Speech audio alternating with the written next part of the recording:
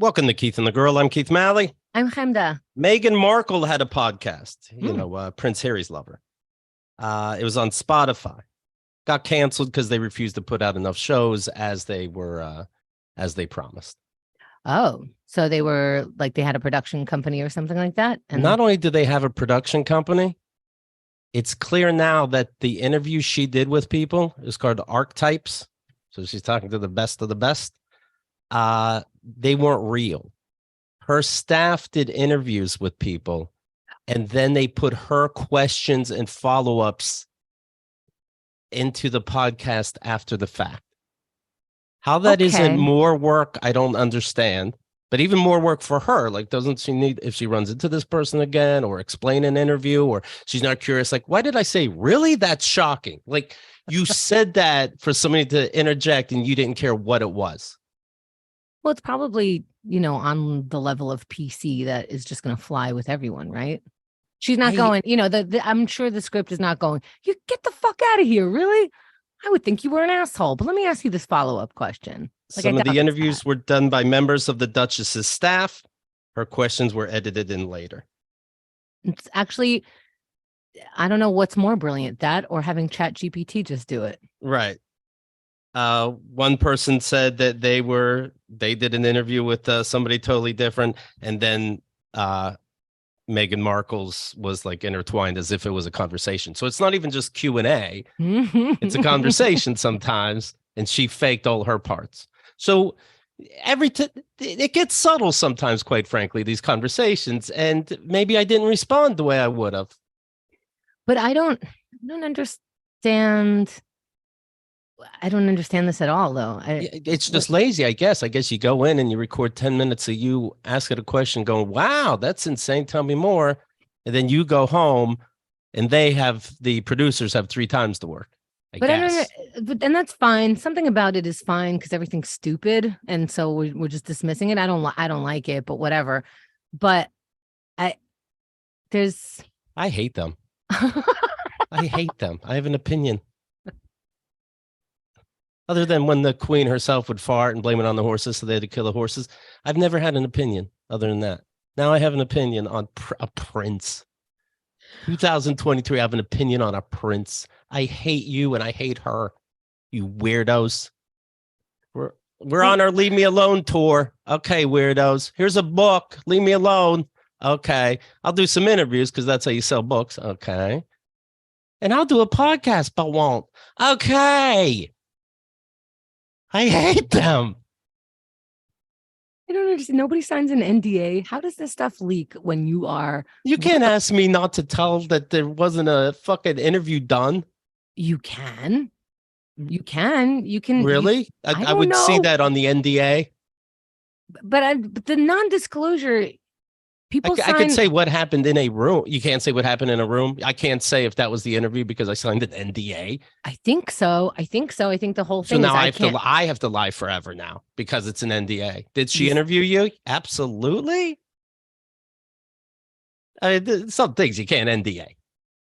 I thought you could, especially if you're royal, especially if your title is not just like Mr., Mrs. It's fucking not even doctor, professor. It's.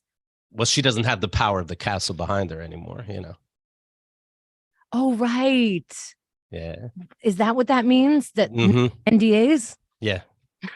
You could just talk about. God, she's insufferable. They hate you. They all hate you. I'm talking about your fancy parties. They hate you. I'm not going to argue with you on that because I think if people liked you, it wouldn't leak. Right. Like I would just be forgiving. Like, oh, that's all she can do. We're all supportive here. Like you can't be supportive and then go, look at this bitch. But don't deep fake that you were there. This picture of her like interviewing somebody. It's like, yeah, but nobody was there. You fucking weirdo. Jesus. They're in the newspaper a lot for people who want privacy. Yeah. I'd be if I wanted privacy and you caught me, I wouldn't be having all these dresses and makeup. It'd be like, oh shit, you caught me in a tank top again. Because I wanted privacy. Oh well. I'm reading here that you will now be able to bet Place wagers on the Special Olympics. BetOnline.ag says they're the first company that will allow it to happen, and soon we'll all be able to gamble on Special Olympics. And it feels a little weird to me. Does it feel special? It feels weird. The whole idea is weird, right? Like, hey, you have special people in your town. I got special people in my town. Let's make them race. So that's weird as is. But now to bet on it, it's interesting. I don't know what the difference is, because you're either betting on special people who are truly trying their best to be nice people, or rapists and thieves that... I mean, I bet on football. Either way, I'm betting on somebody with brain damage, brain disorder. Brain perfect. There, I fixed it. All right. I saw a story about another woman who came out of a coffin. Oops, wasn't dead. No, I hate these stories. I think you should skip them. This was Ecuador. No, like in your own brain, because you think this is going to happen to you. It could happen because it's happening. It's not like I'm reporting stories of... If I was reporting stories of ghosts after ghosts, I'd be like, yeah, there's fucking ghosts. It's happening. Well, this is what's happening. People are getting out of their fucking coffins going, I'm not dead yet. It's happening. The woman was 76, this story. Bella Montoya. She started banging inside the coffin during the funeral. During the funeral? She can then be seen clearly breathing when they removed her from the casket and placed her on a stretcher. Her left hand was hitting the side of the coffin. It was shaking. Is awake. They held the wake was held just 4 hours after she was declared dead, with a medical examiner that provided a death certificate as well. Okay, where are we? Because this is very fast. I don't know that you can get my body to anywhere in 4 hours that quickly, even if I was alive. What the fuck? Her cause of death was cardiorespiratory arrest. So sounds like just not breathing. You think someone's trying to bury her a little too quick? But guess where she's taken to? The same hospital that pronounced her dead. Oh, no. So, and I bet you these nurses and doctors, they have attitudes when you double check everything. Like, are you sure the heart monitor is plugged in? We know what we're doing. Wait a minute. Bad Beef has a good point. Don't we take out blood and stuff? Like, if you're in a wake, aren't you in the coffin, and haven't you been embalmed? Well, thank God. Stop embalming. Think of whatever Ecuador's doing. Let's do more of that. So they're killing people. Thank God she had blood in her. Somebody should look into some of her friends and family. Somebody should look into bells inside coffins, and I'm serious. Ring a ding, fucking ding. I'm awake. I'll give you that. Thank you. But also this family's extra. Something happened. Is this the poll? But when this happens, and it does happen, it has happened in America, how does it happen if they remove the blood? So it does happen. I don't know the blood story. In the U.S., it usually happens in the refrigerator before they embalm, before they do that stuff. So Glitter Neurosis is saying most countries don't pickle their dead. Okay. So maybe some people do just put them in a coffin. Montoya is now being treated at the same hospital that declared her dead. Oh, my Lord. You know what? I've been in the hospital before. Sometimes I just walk around on my own. They're like, oh, you have to be on the same floor that you were in. And I'd be like, you said I was dead. I'm going outside. You think she's VIP? Because you can actually be VIP in a hospital, which is so sad. You better be. Relatives of a 3-year-old Mexican girl were stunned when they noticed the glass window of her coffin fogging up during her funeral. Another person. Ooh, glass coffins. Glass coffins. Yeah. Yeah. Or, start paying attention in school. I mean, maybe when you're hiring, ask them if they got a D or an A, because a doctor with a D is a doctor with an A. I'm going to put 5 people in front of you. 2 of them are dead. You have to pick out the 2. Guess what? It's a trick. They're all alive.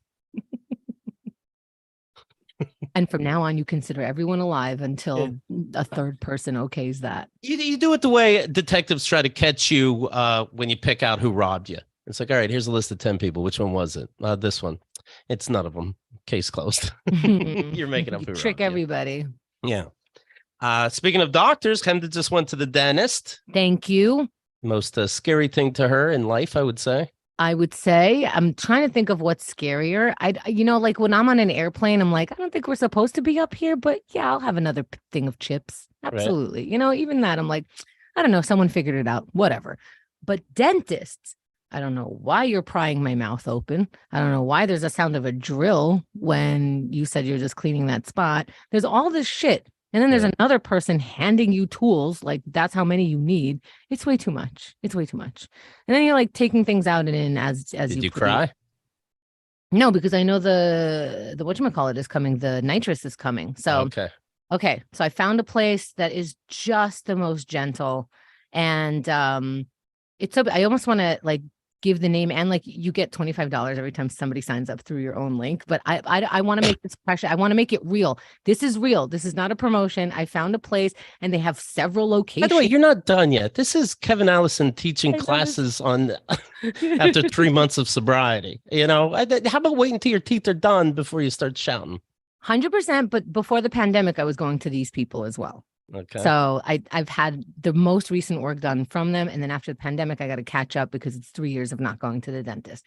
So as we remember these people, they must have marked down that I am just a baby. They treat me like a baby from start to finish, and I love them for it. And I'm very honest at the dentist. I say, you know, they're like, how you doing? I'm like, I'll be better when you put the nitrous on me. And that's the only interaction. They're like, how's your day? I'm like, it'll be okay when the nitrous is on. I'm not kidding.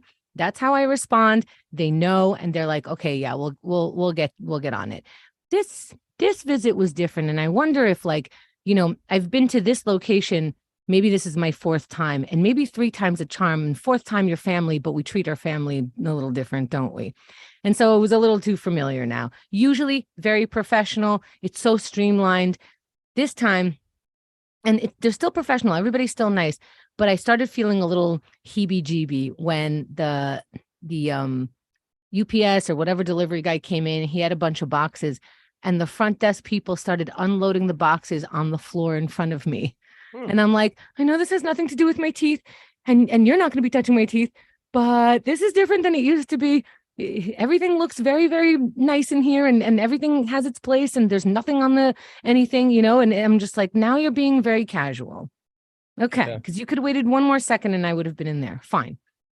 I go into the room. Now there's a hallway, and you know, on the right is a room, on the left, and you keep going down, right, left, right, left.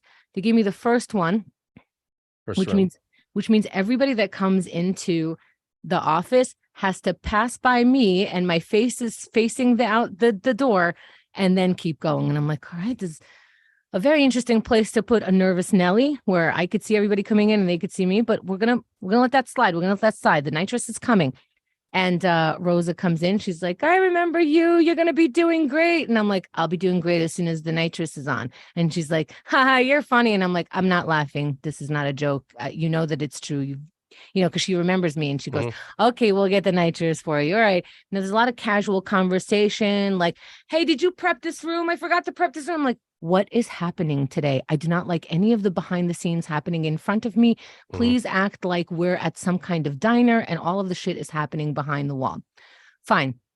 She goes, let me go get the nitrous, because she knows. I got to look up what fine means, but continue. It's like, I'm trying not to add it up in my head, but it's adding up. She goes, gets it, gets caught in a conversation. I could hear them. They're all having a conversation. She comes back 5, maybe 10 minutes later. And I could see her face as she walks in, like, oh shit, I was supposed to get something. So she goes, oh, so now that you're relaxed, I'll get the nitrous. And I'm like, bitch, please. Don't even try that shit. I'm like, you know that I cannot relax. So don't tell me this was all the pre-relax for the relax. Now she's got the nitrous, but she's not able to turn it on. More people come in.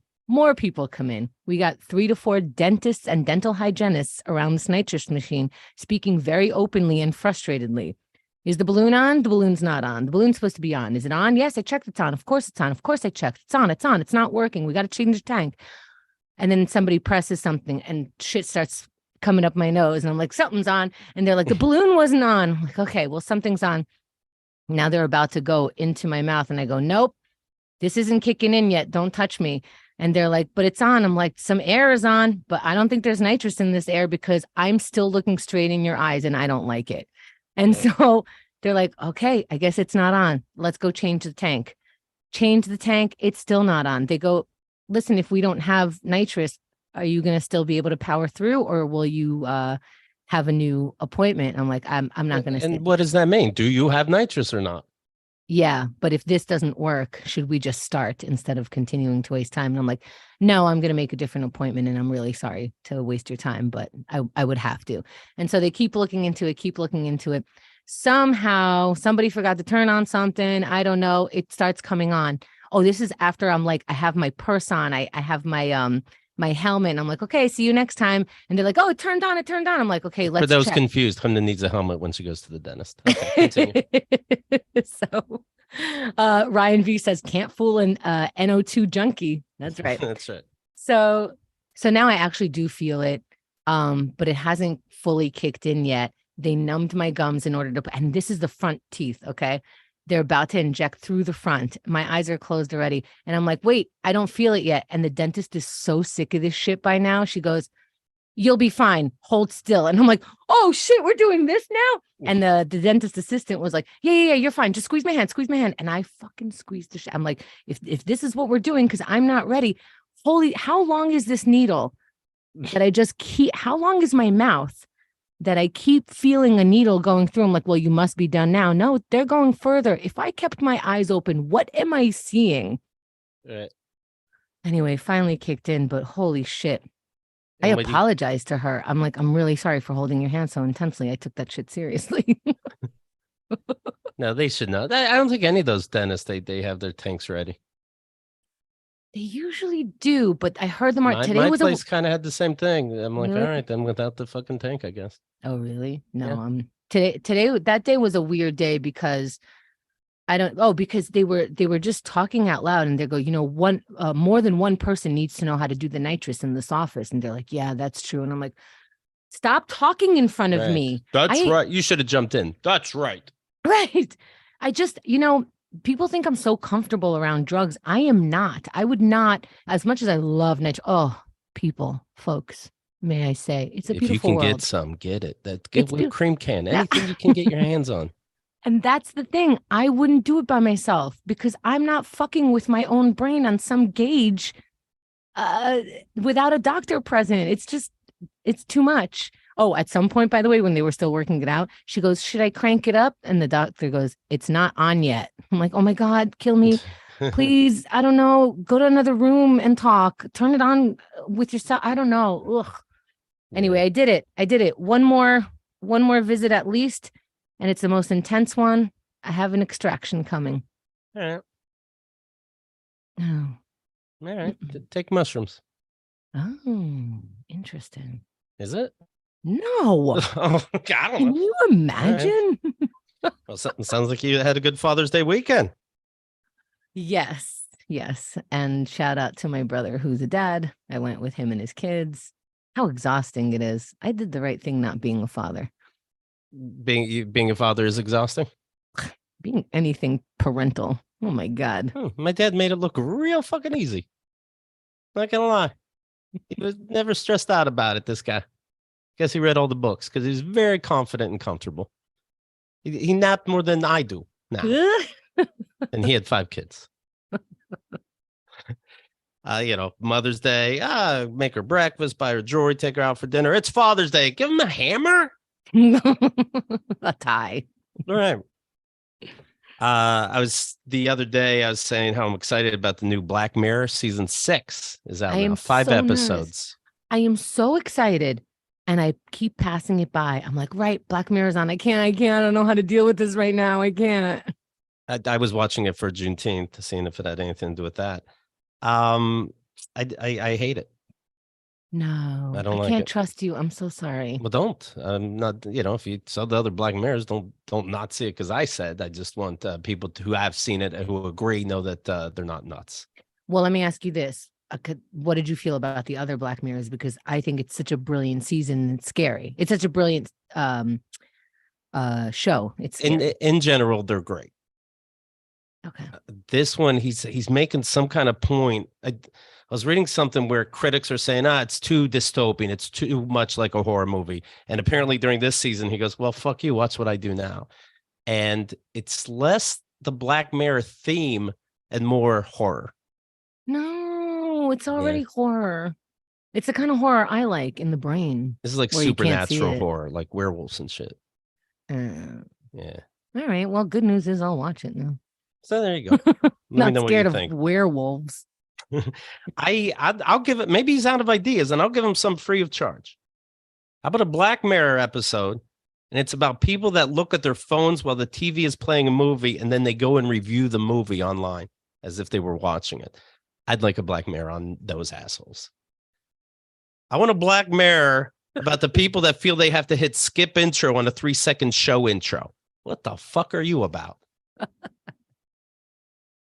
There's some new ideas.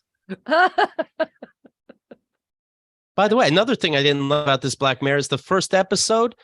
It says, if there's nothing after the credits, it says it's going to send you to the next episode automatically. And if you want to see the credits for whatever reason, you have to catch it in time. I caught it in time just in case. And there was a bonus scene, but only on the first episode, not on the other ones. Oh, fucking weird. That is weird. Yeah.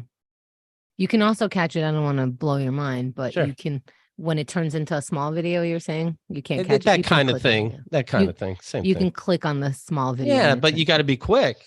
Totally. Yeah. Yeah. Yeah, well, Catherine Heller came over this weekend and we saw the movie I Love You Daddy, the Louis C.K. film. I have finally now seen every movie ever made. This one I was really putting off. Well, this one was about to come out when his stuff came out about being a weirdo. Yeah, about being a weirdo. I know. That was very bad wording. All of it from he was uncool on a Thursday, and yeah. So I think the way I think it went is it was the rumors were out there. Then and they made the movie. Then the actual story as a fact came out that he agreed that did happen, thinking it'd go away by him admitting it. But then he was persona non grata, and then the movie came out, and they wouldn't even put it in theaters. And also the movie didn't what's his face have something to do with it? The other Woody Allen. It's Woody Allen-esque. He definitely has the same glasses Woody Allen wears. It's black and white. It's the jazz music behind black and white Manhattan skyline. It's completely Woody Allen, which is funny because we think Woody Allen's a rapist. So that's really interesting that you compare yourself to him when now with all your jerking off without asking people ahead of time, it's kind of rapey, right? I think it's almost not to really compare the two, but it's almost like Tarantino adding the N-word extra now. Like, well, fuck you. Am I a creep? I'm going to get as creepy as I can. And the movie is he's the dad of like a 18-year-old girl. John Malkovich, he's a raider. By the way, in this movie, Louis C.K. is the king of comedy. The whole world loves him. His brilliant comedy writing. He has TV shows and special. I mean, he's known as the fucking best. Every legit actress in this movie is trying to work with him so badly because he's fucking perfect, right? So he ends up going to a party where John Malkovich, his idol, is there, and then it gets to John Malkovich. Was he a pedophile? This is in the movie. Was John Malkovich's character a pedophile? I've heard something about that. Let's look into it. He definitely loves younger women. It's all over and over again, shoved in your face. Don't just believe rumors. Oh. It's obviously talking about Louis hoping like, that was a movie, people? No, the jerking off I'm talking about. The rumor you heard about? Wow. So it's propaganda, really. It really was. And it's laughably bad. 37% on Rotten Tomatoes, 53% by people. I thought he actually in this movie was dating someone who's like 18 years old, and that's why it's called I Love You, Daddy. No, it's called I Love You, Daddy because the daughter keeps saying I love you, Daddy, but that's to get what she wants. But even that's creepy. It's weird. That is creepy. That is creepy. You know what I thought was creepy? Only because everything else is so creepy. And normally I wouldn't think this, that he's the father of an 18-year-old. Yes. For some reason. And now I know I wouldn't critique other people like this. So Louis C.K., if you're listening, you're different. Right. Enjoy. Yeah. I wouldn't be critiquing this. I wouldn't be like, really, you have an exactly 18, barely legal daughter and all of her friends are in the same cat. You know what I mean? It just, yes. in this scenario, in this Louis C.K.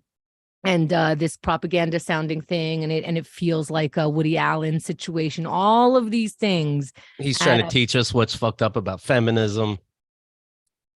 You sit down for that. Okay. Yeah, it was a lot. Okay. It's fucking terrible. And Ryan V reminds us the word daddy is just creepy. Yeah. In most contexts, can I say, I know, and it's probably a little more prevalent in the South in the United States, where adults call their fathers daddy. I don't know how to tell you. It's a little cringeworthy. Yeah. Yeah. About Poppy. What's wrong with Poppy? Huh? I dated a girl who called me Poppy. I'd ask her to stop. Only during sex, of course, but I'm like, I can't. But there are people like, and sex, I don't, you can't, I can't, they can, the other person can. That's up to you guys. I don't think there's anything wrong or not wrong with it, like to bring it into that. I say, call me your father. But that's the thing. Like, I don't like it in there, and I don't like it in real life either. Yeah. I don't know, daddy. I mean, I kept calling her Shorty, but that feels different. Pat Sajak says he is leaving Wheel of Fortune. There'll be one more year. His 41st season will be his last. What will we do? $15 million a year at least. Incredibly untalented, but he's milquetoast, so everybody loves him. He tried to do a talk show, lasted 3 months. Yeah, I think if you're milquetoast, you're in the right place, and it's not that you're just a talk show host. You are this, and so that is talent. But don't think because you have this talent now you could, suddenly you're a singer, suddenly you're a dancer. This is what you do. There's nothing. This takes. I can't do milquetoast like that. But if you are like that, then stick with it, and don't be. He's one of these right-wing weirdos that's started. He's pro-Trump, sending out tweets how global warming is a trick from the Democrats to, and then he's out of room, so we never get how anything makes sense. But why are we making up global warming? Do you think? He's old on top of that. Yes, yeah. So maybe it's going to get worse in a fun way. Now that he's free. It will. He must be like 70. 71, I think. 76. Wow. He could be president now. It's ripe old age. You know that show, Wheel of Fortune. Someone goes, I'd like to solve the puzzle. It's a beautiful day. We can't accept that. All right. I'd like to solve it. A beautiful day. That is correct. Sorry, first person. You said it's a beautiful day. No, I meant it's, and then colon, a beautiful day. So sorry. You get nothing. Sorry. We're not Vanna smart White enough to figure out what you mean. She's still in it. Yeah. Yeah. And because they both got older, remember you used to, at least she turned the wheel around. Then it just lit up and she touched it. Then sometimes she wouldn't touch and it lit up and you saw the touching wasn't even real. Why do we need anyone to touch anything? Right. What the fuck? We don't even need our credit cards. We wave a phone in front of something, but we need her to touch something. But how old is she? Not to outdo Pat Sajak, sure, who can suck my dick. But wow. I'm gonna guess 10 years younger, but I'm guessing. And by the way, good. Oh, you didn't have to get a 20-year-old to do that? Right. A 60-year-old got to keep her job and pretend to touch something? Good. That's feminism. Louis, tweeted. You agree? I agree. Pat tweeted. Louis? That was Louis still listening. Well, the time has come. Pat tweeted out, I've decided that our 41st season, which begins in September, will be my last. It's been a wonderful ride, and I'll have more to say in the coming months. What could you be saying? Why are you prepping us for that? Oh, you'll have more to say, like you're not done. Many thanks to you all. If nothing else, I'll keep the clickbait sites busy.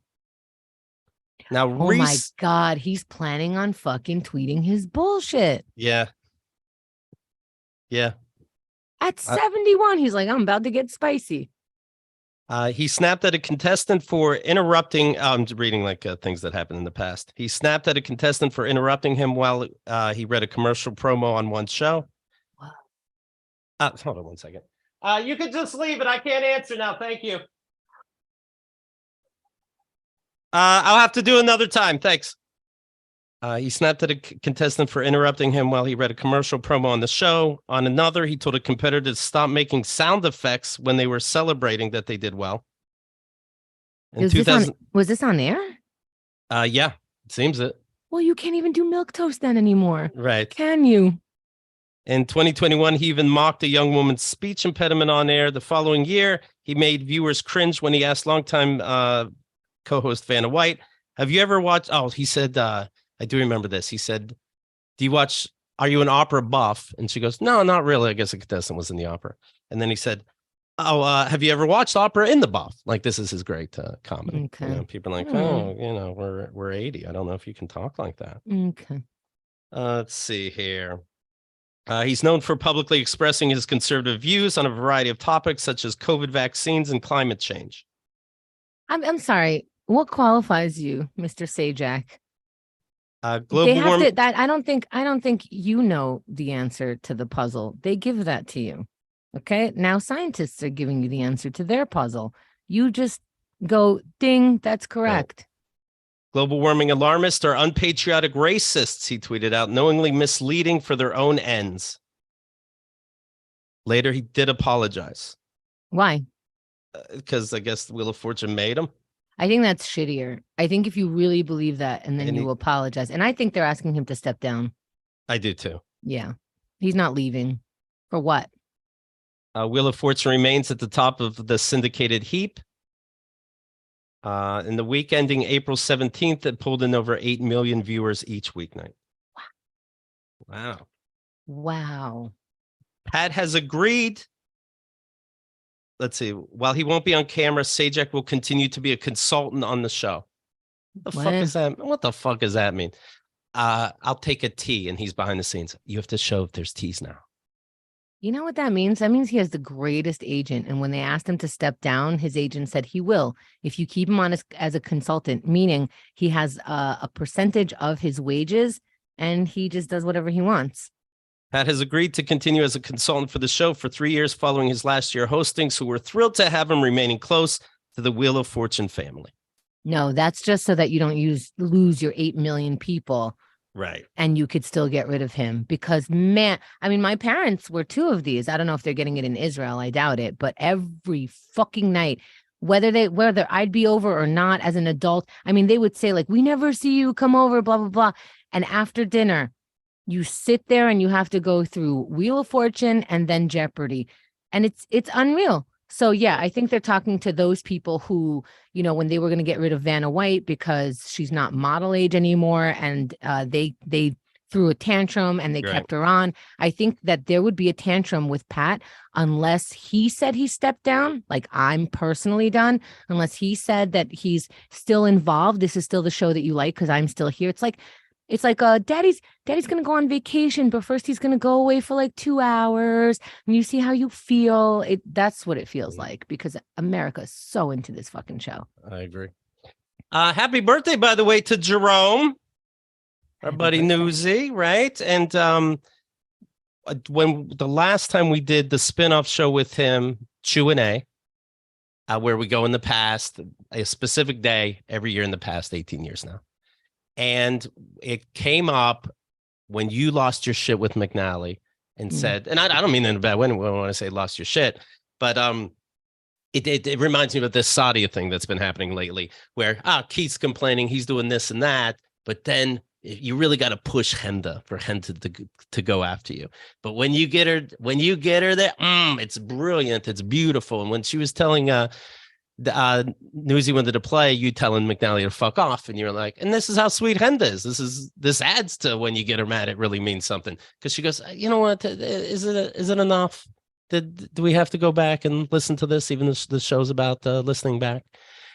And because Rod Morrow, shout out to Newsy. Listen, we do go back. Let's say last time. Let's say it's June 20th. He'll go back to all our June 20th recordings. And on this particular day, the last time we recorded, it was when we were just done with McNally. So for this one, Newsy and Keith created a clip. And we usually don't have a clip because it's like, 18 years worth of stuff. Newsy tells us about it. And I'm like, no, I don't want just my haterade clip in there. Like that just seems extra. If I hated him back then I said it back then, and I think we're done.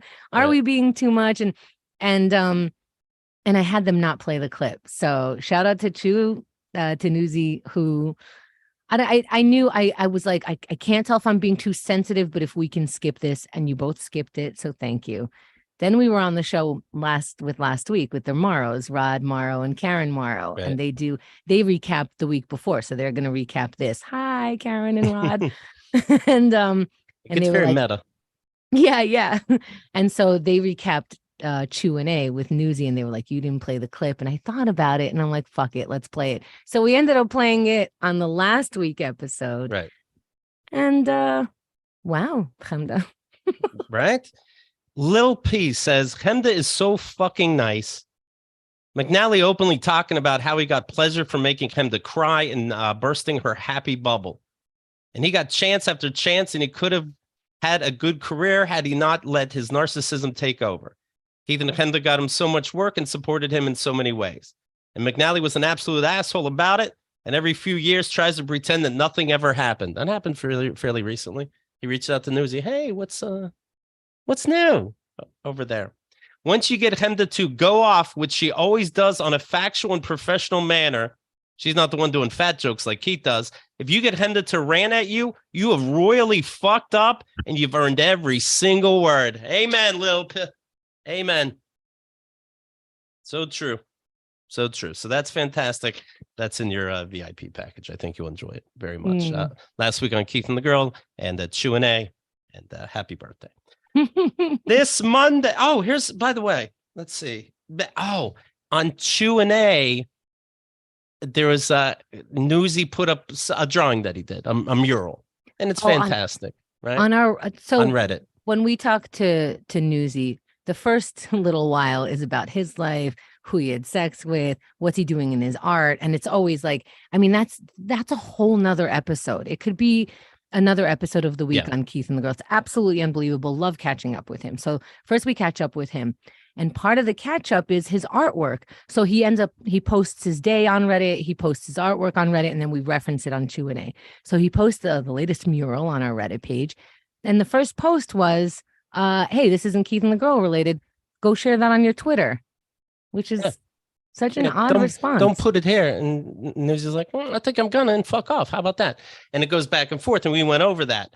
Dear Jerome, I see this person wrote when I said this person's out of line. The consensus is obviously that I was wrong to say what I said about your mural post. I apologize for hurting your feelings. You already hate it. You hate it already, right? No, you. I'm assuming you already hate. I apologize for hurting your feelings. I apologize for hurting your feelings. It wasn't my intention. I can accept the rule of the people. You were still unnecessarily rude to jump to balls and telling me my life sucks when you don't know me. But that's your defense mechanism, and we all have them. Oh, I hate this person. Does nobody know how to make an apology? Does nobody know how to make an apology? I am sorry for this because of that. If you want to add a bonus, go, here's how I know, or I'll try to never do it again. That's an apology. These recent fucking apologies I'm seeing, it's all about the other person to get them to apologize to you.